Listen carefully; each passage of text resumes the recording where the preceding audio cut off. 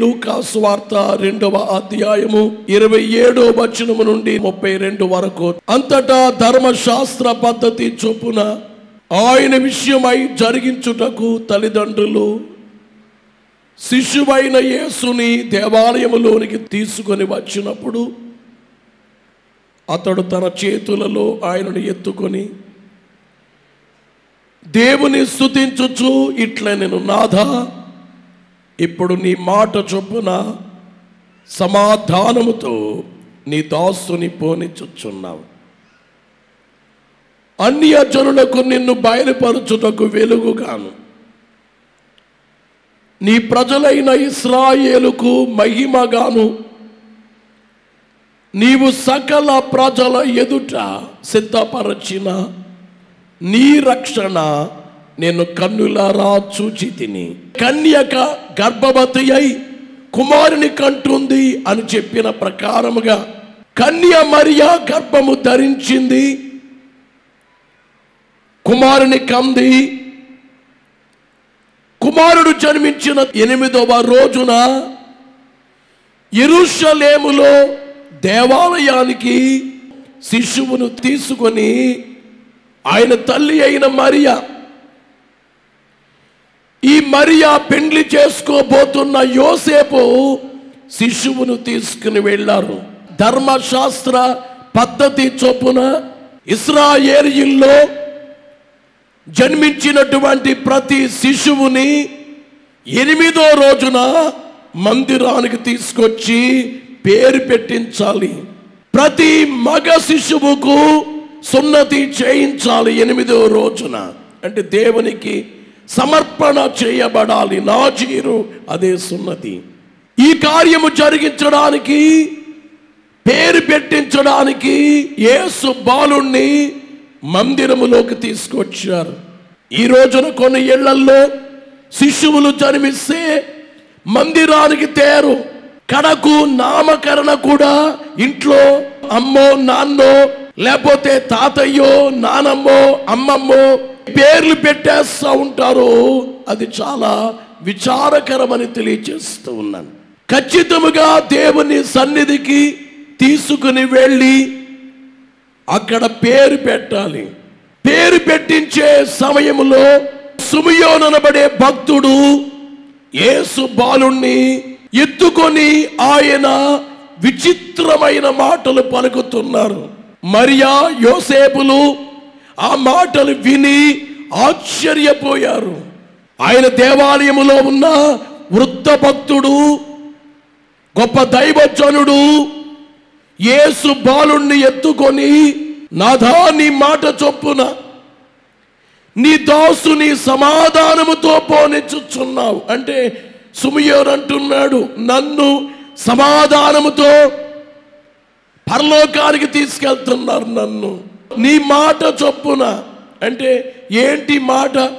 సిమియోనుకి అంతకు ముందు పరలోకాన్నించి దేవుడు ఒక మాట అందించారు. సిమియోను వృద్ధాప్యములో ఉన్నాడు. నేను వెళ్ళిపోయే సమయం వచ్చింది అనుకుంటున్నాడు. అలాంటి టైంలో దేవుడు అంటున్నారు, సిమియోను, నేను మరణమగుతాను అనుకుంటున్నావు, కానీ ఇప్పుడు కాదు. ఎప్పుడు మరణమగుతావంటే నా కుమారుణ్ణి, అనగా నేనే కుమారుడుగా జన్మించబోతున్నాను. ఏలయనగా మనకు శిశువు పుట్టెను, మనకు కుమారుడు అనుగ్రహింపబడిను అనేటట్లుగా కుమారుడుగా భూమి మీదకి వస్తున్నాను. నీవు నన్ను ఎత్తుకొని వరకు నీకు మరణము రాదు అన్నారు. ఆ రీతిగానే మరణము చూడలేదు. కొంతకాలానికి మరియ యోసేపులు బాలుణ్ణి తెచ్చారు, ఆయన చేతుల్లో పెట్టారు. పెట్టిన కాలంలో ఆయన అనే మాట ఏమిటంటే, సమాధానముతో నీ దాసుని పోనిచ్చుచున్నావు. మిమ్మల్ని చూడటాన్ని బట్టి నాకు చాలా సమాధానము నాయనా. నా చేతుల్లోకి వచ్చి వేసిన దేవా, నిన్ను ఎత్తుకునే భాగ్యము నాకు ఇచ్చావు నాయనా. ఇప్పుడు నాకు చాలా సమాధానముగా ఉంది. సమాధానముతో నీ దాసుని పోనిచ్చుచున్నావు. ఇవన్నీ మాట్లాడిన తరువాత ఒక అద్భుతమైన మాట మాట్లాడుతున్నారు సిమియోను గారు. ఆయన ఏమంటున్నారంటే అన్య జనులకు నిన్ను బయలుపరచుటకు వెలుగుగాను, నీ ప్రజలైన ఇశ్రాయేలుకు మహిమగాను, నీవు సకల ప్రజల ఎదుట సిద్ధపరచిన నీ రక్షణ నేను కన్నులారా చూచి తిని. ఏం చూచారు? దేవుడట ఒకటి సిద్ధపరిచారు. అదేమిటంటే రక్షణ సిద్ధపరిచారు. ఆ రక్షణ నేను కన్నులారా చూచాను. అంటే యేసు వారి పేరేమిటంటే రక్షణ. ఈ రక్షణని నేను చూచాను. ఈయన ఏం చేయడానికి వచ్చారు? రక్షించడానికి వచ్చారు. పాపములలో ఉన్న మానవాడిని రక్షించడానికి వచ్చినటువంటి ఈ రక్షణ నేను చూచాను. అయితే రెండు మాటలు మాట్లాడుతున్నారు. ఒకటి అన్య జనులకు వెలుగుగాను, రెండవది ఇశ్రాయేలుకు మహిమగాను. నీవు సిద్ధపరిచిన ఈ లోక రక్షకుడు ఉన్నారే, ఈయన ఎవరంటే అన్య జనులకు వెలుగు, ఇశ్రాయేలులకేమో మహిమ. అన్య జనులకు యేసు వారు ఎలా కనబడతారు అంటే వెలుగు లేక కనబడతారు. వెలుగుగా దేవుడు వెలసె రాత్రిలో, వెలుగుగా దేవుడు వెలసె రాత్రిలో, వెలుగుగా దేవుడు వెలసె రాత్రిలో, దేవ స్తోత్ర గానముపై దివ్య స్థలములో, దేవ మారు గానముల్పు దేశ స్థలములో, దేవలోక భావనులు దీన నరులను బోవా చూడ దివి క్రిస్మస్, బోవా చూడ దివి క్రిస్మస్. గమనించేటువంటి మాట ఏమిటంటే లోకములో అన్య జనులైన వారికి యేసు వారు వెలుగుగా ఉంటారట. ప్రపంచ చరిత్రలో ఈ వెలుగును గమనించిన వారు అనేక మంది ఉన్నారు. మన ఇండియా దేశంలో మహాత్మా గాంధీ గారు ఈ వెలుగును గూర్చి ఆయన గ్రహించారు. మహాత్మా గాంధీ గారు వ్రాసినటువంటి అహింస సిద్ధాంతం, ఆయన మాట అన్నారు గాంధీ గారు, ఈ సిద్ధాంతాన్ని బైబిల్లో యేసు క్రీస్తు ప్రభువు ఆ కొండ మీద చేశారే ప్రసంగం, ఆ ప్రసంగంలో నేను నేర్చుకున్నాను అని చెప్పారు మహాత్మా గాంధీ గారు. ఈ వెలుగు నీకు అర్థమైందా ప్రియులారా? మహాత్మా గాంధీ గారికి వెలుగు అర్థమైంది. ఇదిగో లోకమందున్నటువంటి వారికి వెలుగు ఎందరికో అర్థమైంది. ఎన్నో మతాల్లో ఉన్న వారికి వెలుగు అర్థమైంది. అన్య జనులకు వెలుగుగా, తన ప్రజలైన ఇశ్రాయేలుకు మహిమగాను. అన్య జనుడికేమో వెలుగట, కానీ ఈ యేసు వారిని బట్టి ఇశ్రాయేలులకు మహిమ వస్తుందట. మహిమ, మహిమ అనే మాటకి అర్థం ఏమిటంటే కీర్తి. మహిమనగా ఘనత. ఇశ్రాయేలీయులకు కీర్తి కలుగుతుందట, ఇశ్రాయేలీయులకు ఘనత, ఇశ్రాయేలీయులు మహిమపరచబడతారట. అంటే మహిమపరచబడేది దేవుడే, కానీ ఇశ్రాయేలుకు మహిమగా. ఎందుచేతనంటే వారి జనాంగములో యేసు జన్మించడాన్ని బట్టి అది మహిమగా ఉంటుంది. అన్య జనులకేమో వెలుగు, ఇశ్రాయేలీయులకేమో మహిమ. కారణం ఏమిటంటే యేసు వారు వారిలో జన్మించడాన్ని బట్టి వారికి మహిమ.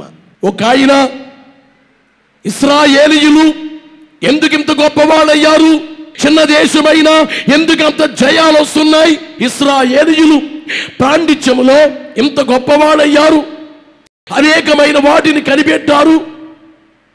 ఇంత దాని కారణం ఏమిటి?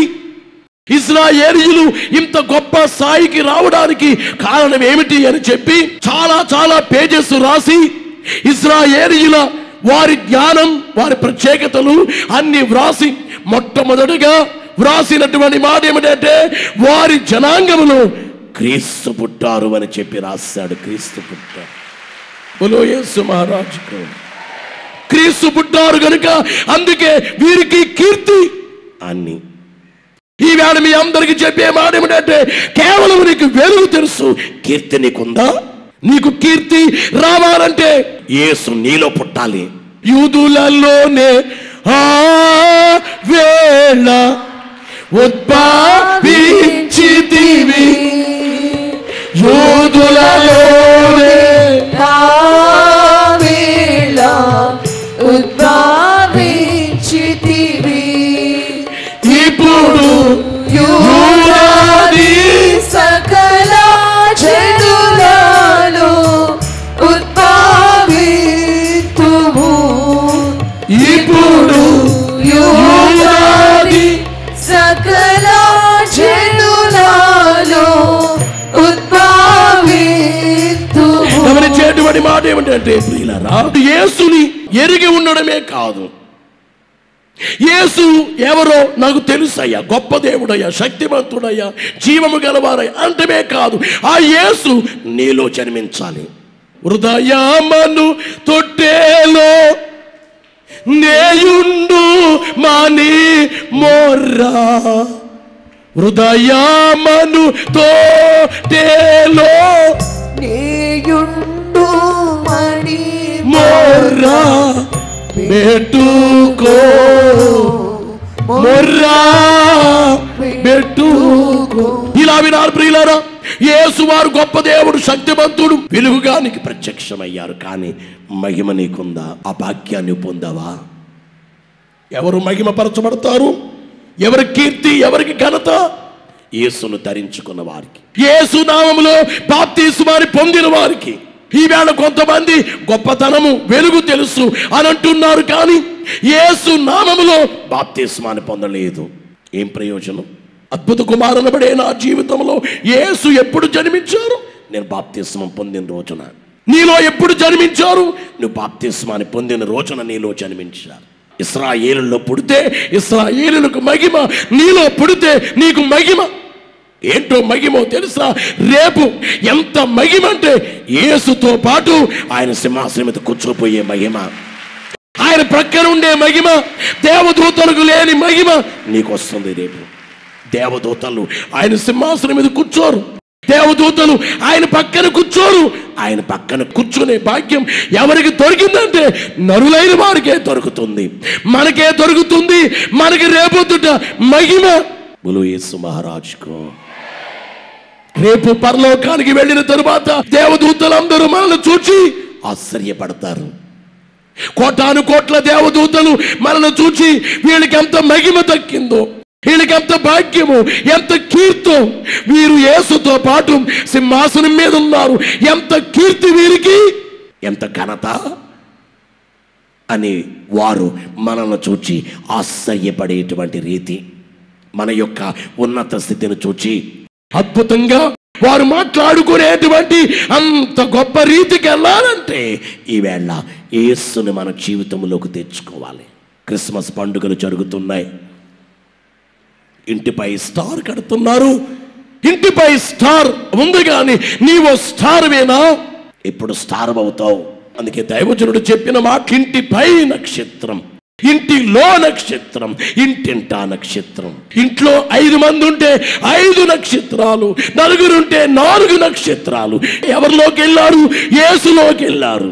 మీరు నాలో, నేను మీలో, మీరు నాలో, నేను మీలో, మిళితమై యున్నాననియన్న, మిళితమై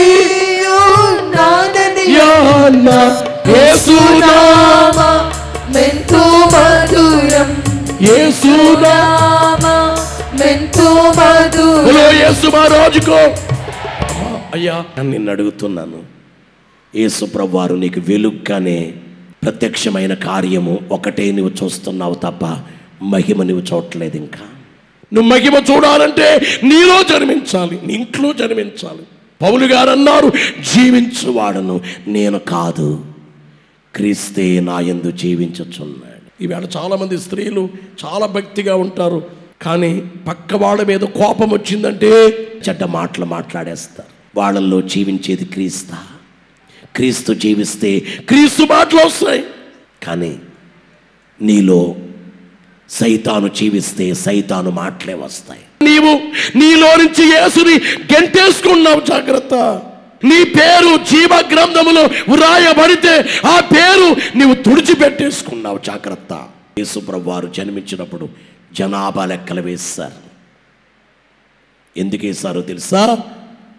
పుట్టినప్పుడు జనాభా లెక్కలు ఎలా వేశారో అలాగూ నాలో లెక్కలు ఉంటాయి. ఓ మానవులారో, ఎవరు రక్షించబడ్డారో రక్షించబడిన వారు లెక్కలు పరలోకములో జీవ గ్రంథములో పేర్లు అక్కడ వ్రాయబడతాయి. జాగ్రత్త. బోలో యేసు మహారాజుకు.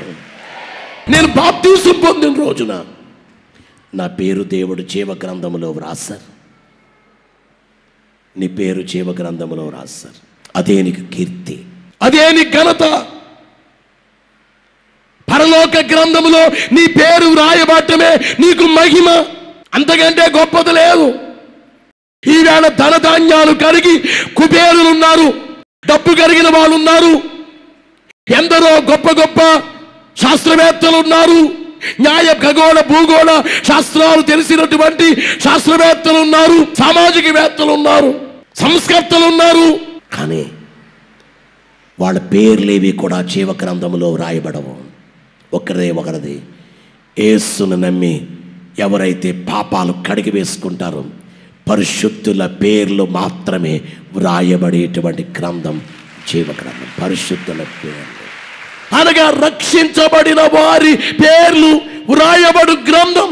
యేసు రక్తముతో పాపాలు కడిగేసుకున్నారే వారి పేర్లు వ్రాసే గ్రంథం. ఇంకా నీవు నీ పాపాలు యేసు రక్తముతో కడగబడకపోతే ఆయన జన్మించిన దానికి వాల్యూ లేదు. ఆయన పుట్టిందే రక్తం ఇవ్వడానికి పుట్టారు. ఎందుకు పుట్టారు నాయనంటే చచ్చిపోవడానికి పుట్టాను. ఎందుకు నాయనంటే నేను చచ్చిపోతే నా రక్తము లేకపోతే మీ పాపాలు పోవు, నా రక్తమే మీ పాపాలు కడిగేది. యేసు రక్తం ప్రతి పాపము నుండి పవిత్రులుగా చేయబడతాడు రాయబడింది.